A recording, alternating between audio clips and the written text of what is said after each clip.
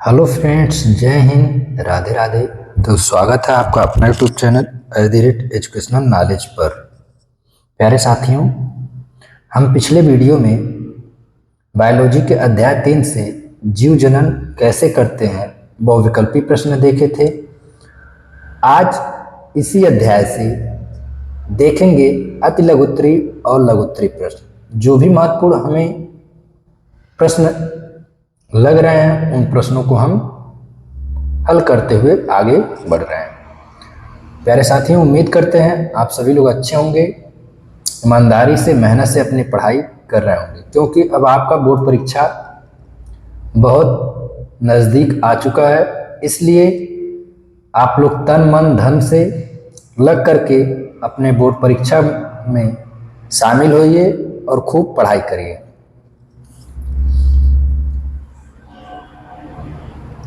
पहला हमारा प्रश्न है, डीएनए प्रतिकृति का प्रजनन में क्या महत्व है? एक एक लाइन आराम से ध्यान से पढ़ते हुए चल रहे हैं। आप लोग इसे दोहराएंगे, नोट्स बना रहे हैं तो नोट्स बना लेंगे। नोट्स बनाने में कोई दिक्कत नहीं है। आपके नोट्स में भी अगर लिखवाया जा रहा है तो यहाँ से अधिक नहीं लिखवाया जाएगा, ना इससे कुछ अलग लिखवाया जाएगा। जनन के दौरान डीएनए प्रतिकृति अवरोध जीव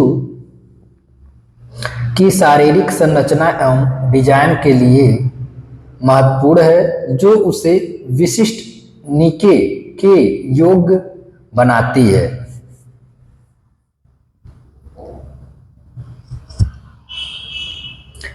विभिन्न रासायनिक क्रियाओं द्वारा डीएनए की दो प्रतिकृतियां बनती हैं। इनका एक दूसरे से अलग होना आवश्यक है। ये था हमारा पहला प्रश्न।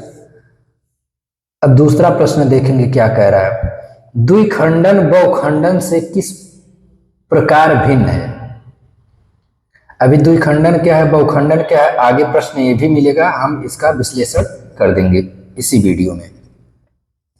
द्विखंडन जब एक कोशिक जीव की कोशिका दो भागों में विभक्त हो जाती है तो इसे द्विखंडन कहते हैं। उदाहरण अमीबा, लेशमानिया। अगर ध्यान से आप लोग वीडियो को देखेंगे और लाइनों को पढ़ेंगे तो बहुत ही स्पष्ट और सरल भाषा में यहाँ बताया गया है।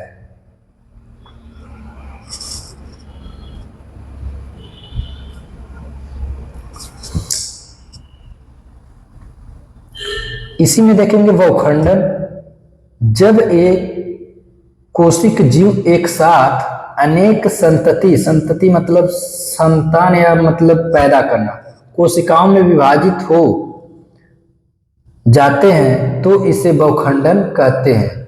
हर कोशिका विकसित होकर नए जीव में विकसित हो जाती है। उदाहरण स्पाइरोगाइरा, प्लाज्मोडियम।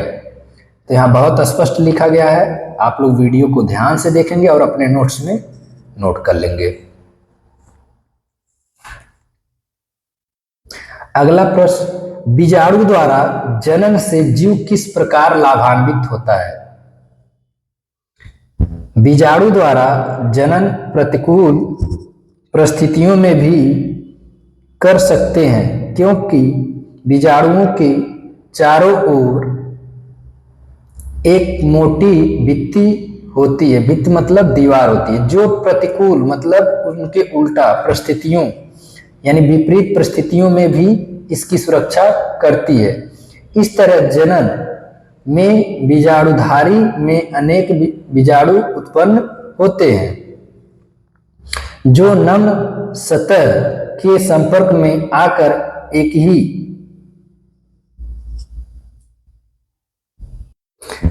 ही बार में अंकुरित हो जाते हैं। इस तरह एक ही बार में अनेक जीव उत्पन्न हो जाते हैं।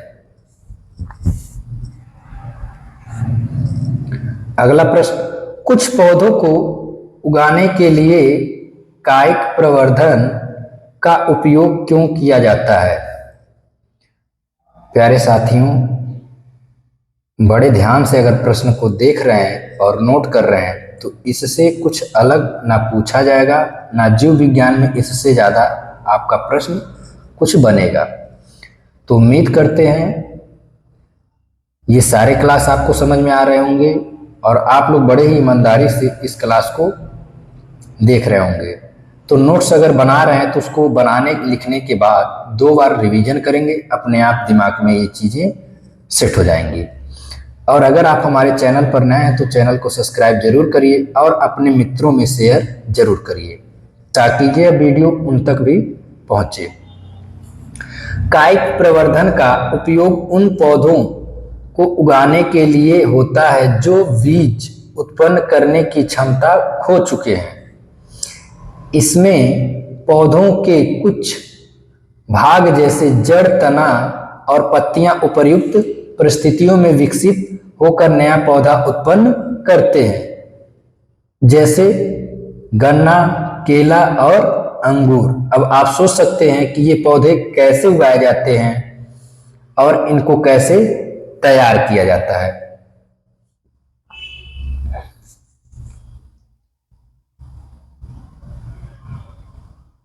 अगला प्रश्न, परागण क्रिया निषेचन से किस प्रकार भिन्न है?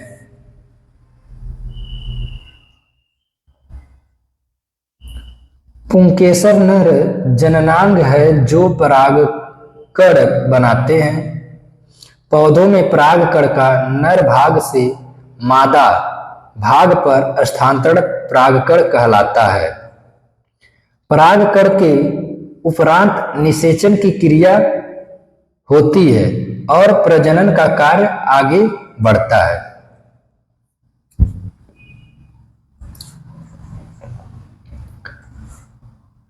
शुक्राशय एवं प्रोस्टेट ग्रंथ की क्या भूमिका है? शुक्राशय एवं प्रोस्टेट ग्रंथ अपने स्राव शुक्र वाहिका में डालते हैं जिससे शुक्राणु एक तरल माध्यम में आ जाते हैं, जिससे इनका स्थानांतरण सरलता से होता है और यह स्राव उन्हें पोषण प्रदान करता है। तो ये था शुक्राशय एवं प्रोस्टेट ग्रंथ का भूमिका। इसी क्रम में हम लोग अगला प्रश्न देखेंगे। कभी कभी इस तरह का भी प्रश्न पूछ देता है, माँ के शरीर में गर्भस्थ भ्रूण को पोषण किस प्रकार प्राप्त होता है? यानी जब बच्चा अपने माँ के गर्भ में होता है तो उसको पोषण यानी जिससे उसका शरीर विकास करता है वो पोषण कहाँ से मिलता है? यह कई बार पूछा गया क्वेश्चन है, इसलिए ध्यान से देखेंगे और इसीलिए हम इसको करा भी दे रहे हैं। माँ का शरीर गर्भधारण एवं उसके विकास के लिए विशेष रूप से अनुकूलित होता है। गर्भाशय हर माह भ्रूण को ग्रहण करने एवं उसके पोषण की तैयारी करता है। भ्रूण को माँ के रुधिर से पोषण मिलता है। इसके लिए एक विशेष संरचना होती है जिसे प्लेसेंटा कहते हैं, यानी उस भ्रूण में जो पोषण पहुंचता है वो किस माध्यम से? प्लेसेंटा के माध्यम से पहुंचता है। यह मां से ऑक्सीजन, ग्लूकोज और अन्य पदार्थ भ्रूण तक पहुंचाने का कार्य करता है।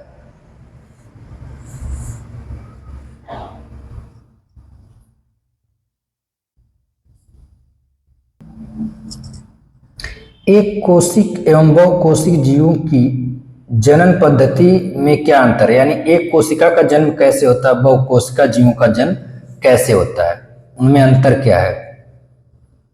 यह भी प्रश्न पूछा जाता है। एक कोशिक जीवों में कोशिका विभाजन अथवा विखंडन द्वारा नए जीवों की उत्पत्ति होती है। जनन की यह विधि सरल होती है। बहुकोशिकी जीवों को जनन के लिए अपेक्षाकृत जटिल विधि की आवश्यकता होती है। बहुकोशिक जीवों में लैंगिक और अलैंगिक दोनों तरह से जनन संभव है। अगला प्रश्न, जनन किसी स्पीशीज की समिष्टि के स्थायित्व में किस प्रकार सहायक है? यदि जीव जनन द्वारा अपने समान व्यष्टि उत्पन्न न करें तो हमें उनके अस्तित्व के बारे में पता ही न चले। जनन द्वारा ही जीव अपने अस्तित्व को बनाए रख सकते हैं।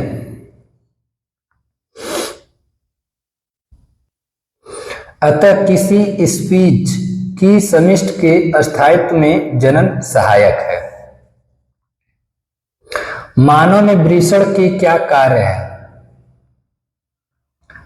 नर में प्राथमिक जनन अंग अंडाकार आकृति का वृषण होता है। नर में एक जोड़ी वृषण उदर गुहा के बाहर छोटे अंडानुमा मांसल संरचना में रहते हैं, जिसे वृषण कोश कहते हैं। वृषण में शुक्राणु तथा टेस्टोस्टेरोन हार्मोन की उत्पत्ति होती है।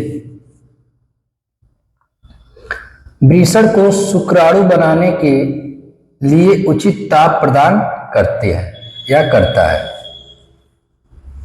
कायिक प्रवर्धन, यह भी क्वेश्चंस कई बार आता है अपने एग्जाम्स में, तो इसको भी हम लोग देख लेंगे। कायिक प्रवर्धन क्या होता है? कायिक प्रवर्धन जब मनुष्य कृत्रिम रूप से पौधों को विभिन्न भागों में रचनाओं से नवीन पौधे पैदा करता है, तो इस प्रक्रिया को कायिक प्रवर्धन या कृत्रिम अलैंगिक जनन कहते हैं। मुकुलन क्या है? मुकुलन, कुछ जीवों में उनके शरीर पर कुछ उभार उत्पन्न हो जाते हैं जो परिपक्व होने पर जीव से अलग होकर नए जीव को जन्म देते हैं। यह जनन की यह प्रक्रिया मुकुलन या कलिकायन कहलाती है।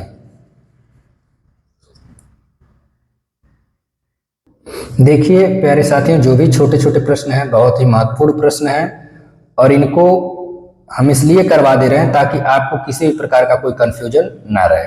बाकी आप लोग अपने सिलेबस को अच्छे से पढ़ते रहिए। दिया है द्विखंडन या द्विविखंडन क्या है? द्विखंडन एक कोशिकीय जीवों में कोशिका विभाजन द्वारा दो बराबर भागों में विभक्त हो जाती है तथा प्रत्येक भाग एक नए जीव को जन्म देता है। इस प्रक्रिया को द्विखंडन या द्विविखंडन कहते हैं।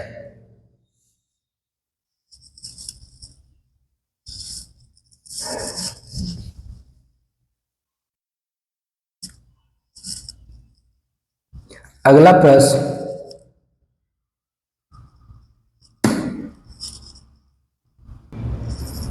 खंडन क्या है? सरल संरचना वाले बहुकोशिकीय जीव विकसित होकर छोटे छोटे टुकड़ों में खंडित हो जाते हैं।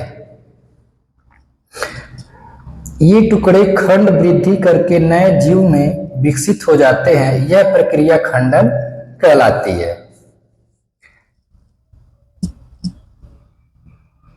लैंगिक जनन किसे कहते हैं?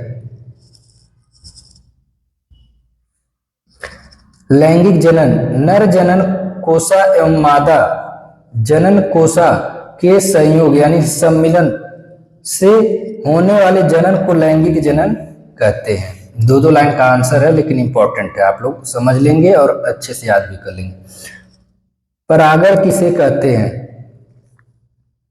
परागण वह प्रक्रिया जिसमें पराग कोश से परागकण वतिकाग्र तक पहुंचते हैं परागण कहलाती हैं।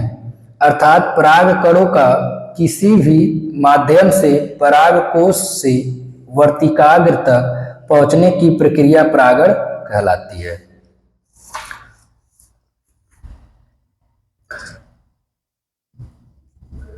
स्वपरागण क्या होता है?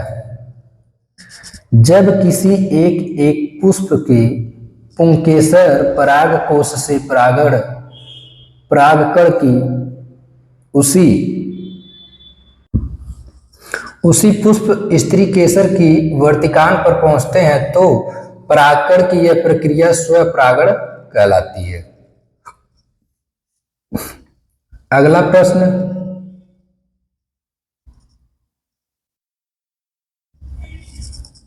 निषेचन किसे कहते हैं? निषेचन नर युग्मक एवं मादा युग्मक का संयोग सम्मिलन निषेचन कहलाता है। अंकुरण किसे कहते हैं? 2-2, 3-3 लाइन का है प्यारे साथियों, आप लोग बहुत अच्छे से याद कर लेंगे और ये आपके लिए बहुत ही लाभकारी और अच्छे प्रश्न साबित होंगे।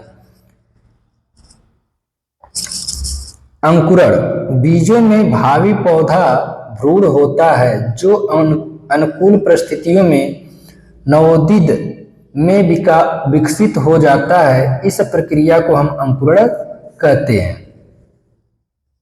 अलैंगिक जनन किसे कहते हैं? अलैंगिक जनन जीवों में जनन की वह प्रक्रिया जिसमें युग्मकों का निर्माण नहीं होता बल्कि जनन जव के अलैंगिक भागों अंगों के द्वारा होता है, अलैंगिक जनन कहलाता है। परपरागण क्या है? परपरागण जब एक पुष्प के परागकोश से परागकण दूसरे पुष्प की वतिकाग्र तक किसी भी माध्यम की सहायता से पहुंचते हैं तो परागण की यह प्रक्रिया परपरागण कहलाती। पर मतलब होता है पराया, यानी जो दूसरे पुष्पों के माध्यम से किसी एक दूसरे पुष्प तक पहुंचते हैं और जो वहां प्रक्रियाएं करते हैं उस प्रक्रिया को हम परपरागण कहते हैं। तो प्यारे साथियों, ये हमारे कुछ प्रश्न थे अध्याय 3 के।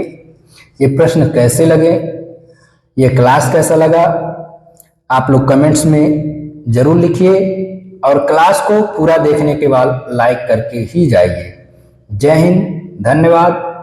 खूब अच्छे से पढ़ें और ईमानदारी से नोट्स को पूरा करें।